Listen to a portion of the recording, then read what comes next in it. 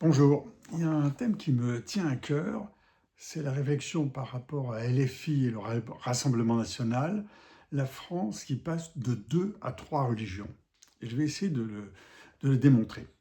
Un petit rappel, au XIXe siècle, la révolution industrielle a surtout fait des paysans, des ouvriers, qui sont allés en ville, et a développé une classe bourgeoise avec le développement des villes dans un pays catholique. La fille est née de l'Église. Bon, ça c'est le 19e siècle, début du 20e. Et puis 1945, les ouvriers et les paysans, ils représentaient 60 à 70% de la population active, 2 sur 3, contre 1 sur 5, 19% en 2025, pour une population qui est passée de 40 millions à 69 millions, donc de 20 millions d'actifs à 31 millions d'actifs, donc 50% d'actifs en plus. Mais même s'il y a 50% d'actifs en plus, on est passé de 13 millions d'ouvriers et de paysans en 1945 à 5 millions en 2025, c'est-à-dire en l'espace de 80 ans. Ce qui se passait au lendemain de la guerre. Le lendemain de la guerre, le Parti communiste, le PCF, représentait le quart de l'électorat. Et même le quart, de temps en temps, c'était 26, 27, 28%. Et ça a duré de 45 à 56. Et puis il y a un film, Le Petit Monde de Don Camillo, de 1952, de Jean Duvivier. C'est le premier triomphe dans le cinéma français, avec 12,8 millions d'entrées. Il est toujours classé dans les 20 plus grands films de l'histoire du cinéma français. Mais qu'est-ce qu'il raconte? Il raconte que Don Camillo, c'est-à-dire l'Église, est opposé à Pepone, c'est-à-dire le parti communiste du village. Et on est bien dans un monde, au lendemain de la guerre, le film date de 52, il y a eu plusieurs films jusqu'à 60 ou 62, où il y a deux religions, les deux religions de Don Camillo, le Parti communiste français, le PCF et l'Église. C'est quoi les églises ou les religions du PCF et de l'Église? Ce sont des références d'un fonctionnement de vie. On sait qui suivre, quoi suivre, comment suivre, et on sait que penser. Et c'est cela, ces deux religions, PCF et l'Église. Et j'ajoute en 1959 la création d'Astérix. Alors Astérix, c'est deux choses. Astérix lui-même, c'est De Gaulle. Alors il y en a un qui est grand, l'autre qui est petit, j'en veux bien. Mais c'est celui qui a résisté à l'Empire qui vient l'envahir, c'est celui qui a résisté aux Américains. C'est ce qu'on retient de 59 après la venue de la prise du pouvoir, si on veut, par De Gaulle, ou son appel au pouvoir. Et puis c'est la résistance des Gaulois, un peuple ami, joyeux, ludique, farceur, avec un sale caractère qui existe aussi. Donc on est dans ce monde avec deux religions et un personnage qui représente le sauveur. Alors, après 1945, qu'est-ce qu'on a? On a les 30 Glorieuses. Donc, on va résumer tout ce qui se passe. On a Don Camillo, et Pepone, et Astérix. Alors, les 30 Glorieuses, 45-73, c'est pour les pays développés, c'est l'Occident, essentiellement à l'époque, c'est l'explosion du pouvoir d'achat, avec l'échelle sociale qui progresse comme jamais elle ne le fit. C'est-à-dire que quand on est ouvrier, les enfants deviennent techniciens supérieurs, puis cadres, etc. Tout évolue comme ça. C'est The American Way of Life, la vie américaine, qui est l'exemple à suivre, avec la télévision dans chaque chambre, avec la voiture multiple dans le foyer, mais c'est aussi la guerre du Vietnam de 1955, surtout 62 à 75, c'est les États-Unis contre le Parti communiste. Et donc, c'est le capitalisme contre le communisme. Et le communisme, c'est quoi à l'époque? C'est une idéologie conquérante qui plaît aux jeunes, à certaines parties de la population. C'est Staline et l'URSS, c'est Mao Tse-tung et la Chine face au capitalisme. Et puis mai 68. Au milieu de tout ça, il y a mai 68, c'est la contestation de l'autorité. On conteste l'autorité, mais on soutient le stalinisme et le maoïsme, ce qui est quand même assez paradoxal, et on conteste la société de consommation par qui? Par les enfants de bourgeois qui manifestent parce qu'on voit bien, si on fait l'inventaire de tous ceux qui ont dirigé mai 68, c'est essentiellement des enfants de bourgeois. Ça, c'est mai 68. Et il y a juin 68, c'est la révolte ouvrière, et on ne voit pas que on voit bien plutôt que les deux n'ont pas matché du tout. Ouvriers et étudiants ne se sont pas du tout entendus. Et puis, il y a de nombreux intellectuels, nombreux artistes qui soutenaient le stalinisme et qui commencent à s'en éloigner après la Hongrie de 1956, après Prague de 1968. Il y en a qui sont restés dans le mouvement, mais ceux qui étaient très fervents soutiens de l'Union soviétique, qui commencent à s'éloigner. On voit Yves Montand et Simone Signoret, Georges Semprin, Claude Roy, Edgar Morin, Aragon, Sartre, Picasso, qui est toujours resté communiste d'ailleurs. Donc, ça ne gêne pas tellement de rester communiste. Il y a d'ailleurs le Parti communiste, dont beaucoup de pays ont retiré le nom après la chute du mur de Berlin et après la chute de l'URSS. Le Parti communiste français, lui, a gardé son nom, ce qui est bien à l'image quand même du pays. En résumé, à la fin de cette période, après 1945, les trois piliers de la société française s'effondrent. Don Camillo, il voit de moins en moins de monde dans ses églises. Péponnet, il est moins bien élu et ses amis le quittent. Et Astérix de Gaulle disparaît parce qu'il n'était pas content, puisque quand tout va bien, on n'a plus besoin du sauveur. Alors sautons, donc je disais, les 30 glorieuses, c'est 45-73. On voit bien que les deux religions, PCF et Église, ont des problèmes d'existence en France. Ben, sautons de 73 à 90. Sautons cette époque. En gros, en 73, c'est le premier choc pétrolier. La production et la consommation deviennent mondiales. Malgré le rapport Meadow du Club de Rome, ces fameux rapports sur les limites de la croissance de 1972. Et puis l'autre époque, c'est 1990, c'est la chute du mur de Berlin et de l'URSS, c'est l'affirmation de la puissance chinoise. Et puis entre 73 et 90 en France, ben, c'est Giscard puis Mitterrand. Paradoxalement, ces trois septennats sont d'abord moins de gauche, puis un petit peu plus de gauche, et enfin moins de gauche. Il n'y a eu que 2 années vraiment de gauche idéale, c'est 81 et 83, mais l'ensemble de cette période est quand même pas mal de gauche. Et on reste dans la course au pouvoir d'achat. Donc on fait le saut, on arrive à 1990. 1990-2020, c'est quoi? C'est les 30 insouciantes. Les 30 insouciantes pour les Occidentaux. C'est-à-dire que dans cette période, on produit plus, et puis le climat, on s'y intéresse un petit peu. Il ne faut pas que ça gêne. Mais pour les autres, 1990-2020, ce sont les 30 conquérantes. Et les autres, c'est quoi? Ben, c'est le Sud global, c'est les futurs BRICS, c'est produire plus pour un pouvoir d'achat plus et pour un climat absent. Et pendant ce temps, en France, qu'est-ce qui se passe? Ben, en France, on a 4 mouvements politiques qui prennent de l'ampleur entre 90 et 2020. On a le Front National qui devient Rassemblement National, on le voit bien, il démarre, je crois, la période à 15%, il la termine à 30-35% des voix. Le nom significatif, c'est Le Pen. On a l'écologie politique et la transition énergétique. Si on prend un nom, ça peut être Noël Mamère. On a l'altermondialisme et l'antilibéralisme.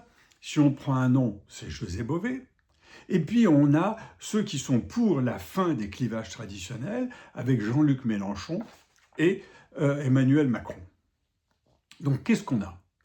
On a 2 mouvements qui finissent par dominer cette période 90-2020. C'est le Front National, Rassemblement National, c'est-à-dire un mouvement social souverainiste.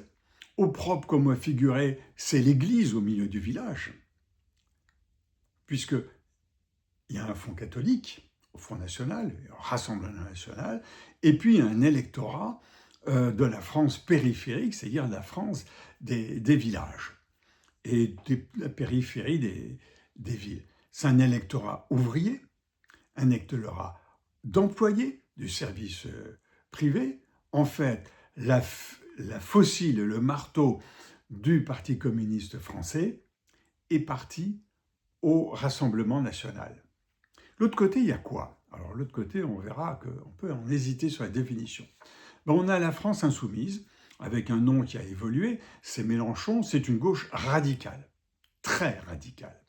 C'est les salariés du privé, les précaires, ceux qui n'ont pas de job définitif, c'est les déclassés, ceux qui ne sont pas satisfaits du travail qu'ils ont par rapport aux études qu'ils ont fait, et on va le voir beaucoup, c'est le prolétariat urbain des banlieues métropolitaines, et depuis quelques années, et une idée qui s'est développée chez LFI, chez ce qu'on appelle la meute aussi, les immigrés ou les gens d'origine immigrée sont appelés récemment la Nouvelle-France par rapport à l'ancienne France. En fait, c'est LFI par rapport au Rassemblement national, essentiellement. Ces deux partis ont de commun l'autoritarisme proche d'une religion. Ils ont un chef sacré, intouchable. Aucun de ces deux partis n'est objectivement démocratique, et encore moins celui de gauche, c'est-à-dire LFI, n'est pas du tout démocratique, et celui de droite, Front National, l'est un petit peu. Deuxièmement, ils ont de commun par rapport à une religion, c'est qu'ils ont un repli sur soi. Ils ne veulent pas des autres. Ou tout au moins, si les autres veulent venir, le Front National, enfin, le Rassemblement national dit qu'il n'en veut pas, mais il y en a qui se rattachent petit à petit, et la LFI, l'extrême gauche, dit j'en veux pas, et ceux qui veulent venir, ils reprennent notre programme en entier, sans exception. Donc, le chef sacré, intouchable, le repli sur soi, et puis des mythes, des incantations, voire de la violence, en particulier à l'extrême gauche. L'antisémitisme de l'extrême droite est passé à l'extrême gauche, sous prétexte d'anticolonialisme blanc. On retrouve cette nouvelle France qui n'est pas forcément blanche. Donc, les blancs, c'était les colonialistes, donc on n'en veut plus. Et le symbole, c'est le palestinisme, qui est la copie du pro-vietnam, c'est-à-dire qu'on ne comprend pas trop ce que c'est. Le palestinisme, demander quelle est la superficie de la Palestine, où est géographiquement la Palestine, et accessoirement qu'est-ce que c'est qu'Israël, etc. Vous verrez que les gens ne savent pas vous répondre. On a vu d'ailleurs les responsables de parti, je crois la chef des députés de l'Assemblée nationale, qui était incapable de dire qu'est-ce que ça veut dire du Jourdain, du fleuve à la mer, du Jourdain ou Jourdain, elle ne savait pas. Donc on a quelque chose qui fonctionne comme un symbole, ce palestinisme. L'extrême droite et l'extrême gauche, en réalité, sont très proches. L'extrême droite se présente comme très propre, cravate, jupe, chemisier. On l'a vu à l'installation de la Chambre de 2024. Et l'extrême gauche se présente comme contestataire, radical, polo, jean, très grand laisser-aller de la rue qui vient au pouvoir à l'Assemblée nationale. On a vraiment une image très forte. Alors pourquoi je dis qu'ils sont très proches? Parce qu'on ne sait plus si le programme économique du Front National, enfin du Rassemblement national, n'est pas un programme plutôt social, et si le programme économique et politique de l'extrême gauche n'est pas plutôt d'extrême droite, avec annoncer la censure des médias, avec les nationalisations, enfin l'extrême droite, enfin quelque chose qui ressemble à un fascisme, de gauche ou de droite, tout ça c'est proche. Et les autres mouvements disparaissent. L'écologie politique, elle est devenue plus politique qu'écologique, elle est absorbée par LFI. L'altermondialisme et l'antilibéralisme est absorbé par LFI. Le macronisme, en 10 ans, ne s'est pas construit avec une idéologie solide et un parti, donc il disparaît. Et puis il reste le PS et l'UMP, qui sont des canards sans tête. Ils n'ont personne pour les guider. Ils sont divisés en 2, en 3 ou en 4, je ne sais pas. Donc on a 2 religions aujourd'hui. On avait après-guerre le PCF et l'Église. On a aujourd'hui le Rassemblement national et LFI. Alors est-ce que c'est typiquement français? Eh bien non. Eh bien non, En quelques mots, le printemps arabe de 2011, il y avait cela, c'était des diplômés sans emploi. Et on a vu ça non seulement dans le printemps arabe de 2011, mais on a vu ça aussi au Liban à l'époque, on a vu cela au Chili, on a vu ça dans de très nombreux pays. Et puis en 2012, il y a quelqu'un qui a réussi un petit peu à théoriser tout ça. C'est quelqu'un qui s'appelle Angus Deaton, j'en ai déjà parlé. Il a eu par intuition, il s'est rendu compte, ou il a noté, que les hommes de 45 à 55 ans, les hommes blancs, se suicidaient plus que les hommes noirs, ce qui était un phénomène aux États-Unis, parce qu'en réalité, ils se rendaient compte qu'ils perdaient leur travail, qui était pris par la Chine, l'Asie ou l'Amérique du Sud ou autre, et que, alors qu'ils faisaient le même travail que leurs parents, leurs grands-parents, etc., de génération en génération, ils n'avaient plus ce travail. Et à l'époque, on parle de 2012, Donald Trump a saisi cette opportunité, Donald Trump qui est un intuitif, et il s'est fait élire sur cette base-là, qui représente ce qu'on retrouve en France au niveau du Rassemblement national. Et d'ailleurs, la même année, il a été élu en 2016, en 2015, on avait le Brexit voté en Angleterre. Le Brexit, c'est un vote des villes contre les votes des campagnes et des petites villes. Et c'est le vote des campagnes et des petites villes qui a gagné par rapport au vote des villes qui sont plus internationales. On retrouve la même structure que le Rassemblement national. Et on retrouve cela avec l'AfD, avec différents partis, que ce soit en Italie, en Espagne ou autre. En 2024, on a aux États-Unis la caricature, c'était les élections de 2023, Trump va dans l'Amérique profonde quand Kamala Harris va dans les villes et c'est Trump qui gagne. Pour prendre une caricature qui raconte ce qui est en train de se passer, entre cette image du Parti communiste et de l'Église et cette image actuelle de ces deux partis en France, en 1990, je parlais de 1990-2020, en 1990, il y avait sur une tranche d'âge 43% de bacheliers. En 2020, il y avait 87% de bacheliers. Le double. Le double, sauf qu'on arrive à des gens qui y arrivent dans les facultés. Alors, c'est pas cher, la faculté. Vous savez qu'une licence en France, le droit d'inscription, c'est 174 €. Dans beaucoup de pays, c'est beaucoup plus cher, avec un zéro de plus. Des fois, c'est 2 zéros de plus. Donc, ils vont à l'université, ils passent des licences. Quand ils réussissent à avoir la licence, je n'ai pas les pourcentages en tête, c'est peu, mais il faut aller jusqu'à la maîtrise. Donc, cette génération de 2020 va à la maîtrise par rapport à celle de 90 qui allait simplement à la licence, finalement pour gagner la même chose, sinon moins, dans des postes aussi intéressants, sinon moins intéressants. Donc on est dans une rupture totale de l'échelle sociale. Et on retrouve ce phénomène qu'on a décrit précédemment, ceux qui vont voter contestataires en disant « je n'ai pas ce que j'aurais dû avoir », ils vont voter LFI, et puis d'autres qui vont voir les choses différemment et qui vont voter Rassemblement national. En bref, on a plus de diplômés pour des salaires moindres.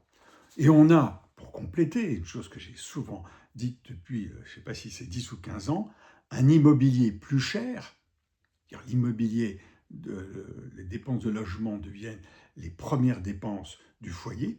Un immobilier plus cher, donc soit on habite en ville plus petit, soit on habite à l'extérieur des villes plus loin, avec la nécessité d'avoir une voiture dont on passe pour un ringard parce qu'elle est au diesel, et qu'on nous dit « mais non, c'est pas ça qu'il faut avoir, c'est une voiture électrique qui, elle, coûte 30% plus cher et sauf depuis quelques mois, a une autonomie qui n'est pas grande quand on veut faire de nombreux kilomètres. » Donc voilà ce qui se passe. Mais, donc voilà ces deux religions, ces deux nouvelles religions qui se développent en France, la religion du Rassemblement national et la religion de Mélenchon et de la France insoumise. Et puis il y a une troisième religion qui est en train de se porter là-dedans, Une troisième religion qui s'insinue à l'intérieur de LFI et dont LFI dit « mais non, pas du tout, regardez autour de vous, ces gens-là existent partout ». C'est une religion qui profite d'LFI. Alors, ça ne se voit pas au premier degré, mais les islamistes, ou les frères musulmans, ou les fréristes, appelez cela comme vous voulez, mais c'est quelque chose que l'on voit en Angleterre, que l'on voit en Belgique, etc. La recherche du pouvoir, la recherche de l'imposition de la charia, des normes musulmanes extrêmes dans la société, ça ne concerne pas tous les musulmans, bien sûr, évidemment, mais ça concerne les partis religieux, les plus religieux des musulmans. Et donc, c'était en 2000, c'est il y a 20, ou 2000 ou 2002, les territoires perdus de la République, on voyait des collégiens qui traitaient de racistes l'institutrice ou la maîtresse, ou le professeur d'ailleurs, en disant « mais t'écris comme un cochon ». « Ah madame, vous êtes raciste ». Enfin, t'écris mal, quoi, t'écris pas propre. Et interdiction de présenter les statues de Jésus, interdiction de présenter des œuvres avec des seins nus, etc. On a l'imposition de la charia. Ça a commencé vers cette époque-là, donc 2000. On a aujourd'hui les enfants de ces territoires perdus de la République qui sont plus nombreux et plus extrêmes parce qu'il y a des tolérances qui se sont mises en place de plus en plus. Ils sont endoctrinés par les frères musulmans et sentant le pouvoir arriver, ils montent de plus en plus les exigences, par exemple au titre de la liberté individuelle, chacun a le droit de mettre le voile, etc. Et LFI héberge cela dans ce qu'on a appelé, dans ce qu'eux appellent la Nouvelle-France, on l'a relevé tout à l'heure, et l'un des symboles de ce phénomène, c'est depuis quelques mois, bien le maire de Saint-Denis, Bali Bayayoko, qui reconnaît qu'on peut siffler l'hymne national, qui, au fronton de sa mairie, met le drapeau français et le drapeau palestinien, et pas du tout le drapeau européen, etc. On voit que le débordement commence. La France insoumise dit ben oui, c'est au titre de la liberté, chacun a le droit de penser ce qu'il veut. Enfin, si dans un pays, chacun peut penser ce qu'il veut et qu'il n'y a plus la loi commune et le respect de ce qu'on appelle la nation, de ce qui fait nation, et que le droit de l'individu sont supérieurs aux droits de l'homme en général, aux droits des humains, on va dans quelque chose d'assez grave. Eh bien, c'est cette troisième religion, et c'est directement l'islamisme, les frères musulmans, le frérisme comme on veut, qui est en train de se mettre en place en ce moment en France. On a ces trois religions. On verra la suite dans quelques années, en particulier pour les élections de 2027. Je repars en plongée. À bientôt.